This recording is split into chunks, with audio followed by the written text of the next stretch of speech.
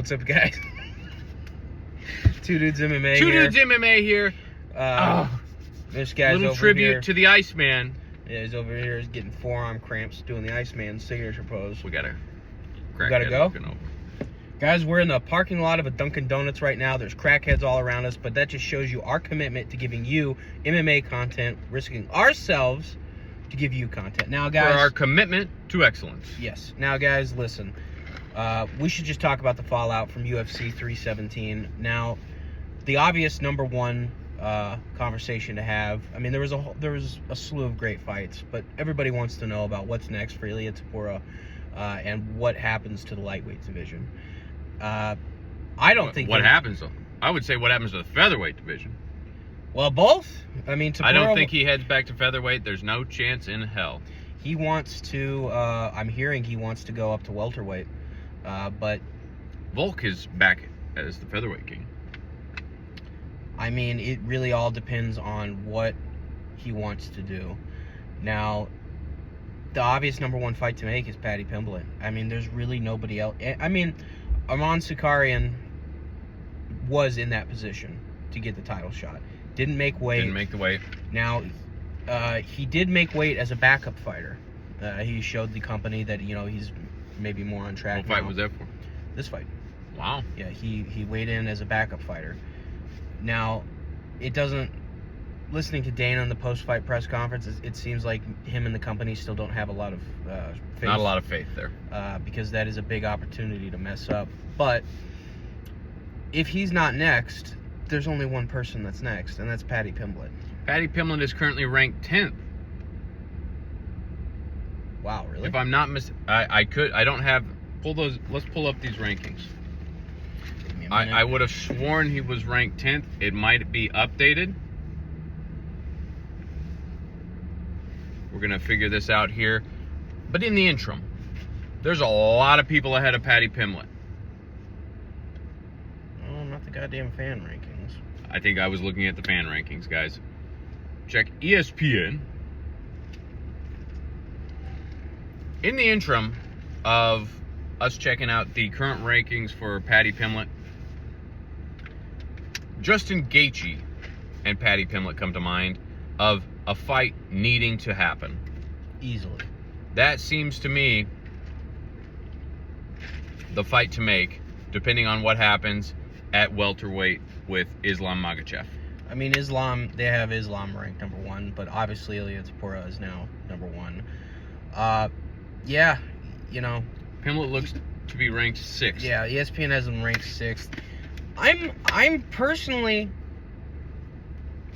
of the opinion that, especially these days, rankings don't matter as much as they used to. It matters. I mean, it does. You know, they don't completely disregard them, but when you have a main event level feud between guys like Pimblett and Topuria, everybody else, all the UFC sees is dollar signs, and rightfully so. So, in my opinion, I think Paddy's next. I don't think. But I mean, who is he beat?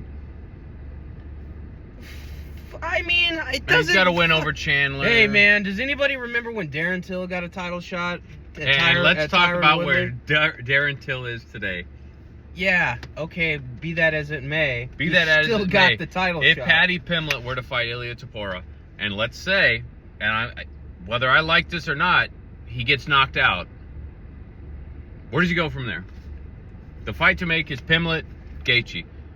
Makhachev, depending on what happens in the welterweight title fight, if Makhachev goes back down to lightweight, Ilia Topuria versus Islam Makhachev is the number one super fight to make in the whole company. I agree, but I don't think it's going to happen. At any weight class. I mean, I think you'd have a better chance of it happening at welterweight if Islam wins the belt.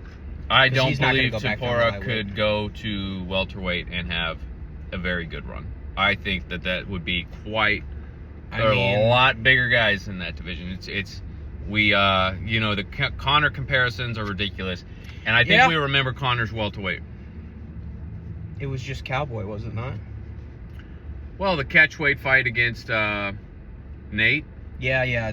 That was a welterweight. That was a welterweight fight, I believe. That's right. McGregor did fight a welterweight. He struggled. that first fight. He got beat. I mean, let's not turn this into a Conor Glaze fest. I'll I'll go back over I'm his just, whole career before he I'm just got saying on the booger sugar. We're definitely the fights I want to see is Makhachev versus Topuria. That is without a doubt the number one fight to make for me. Paddy Pimblett and Justin Gaethje. If that fight happens, now you have a true number one contender. I mean, Gaethje's saying he's not going to retire. Gaethje is threatening to retire if he doesn't get the title shot next. To which Dana White responded, you know how he feels. If you're thinking about retirement, you should just retire. So if Gaethje sits that out and he doesn't get the title shot and he has to fight Paddy Pimblett, I don't think that he will. That would be ridiculous. That's at least what I've been hearing on Gaethje's Well, then make side. Gaethje versus Topuria. That's not a bad fight. If you're looking rankings wise, I think Gaethje is above Pimblett. Yeah, I mean it's an interesting situation at lightweight right now. We will get back to you on it. Hopefully, we'll get some news. There should be some news coming down the pipeline for 319, I believe, to figure out what the co-main is supposed to be. We will obviously be there for 318, which is Poirier versus Holloway for the... Oh, that's for the BMF. That's right. Yeah, man. That's for the BMF. That is going to be a fight. Dustin's last fight. We're definitely going to be live streaming through that. Live streaming. We're going to put in the best effort that we can to make this channel something that it always should have been.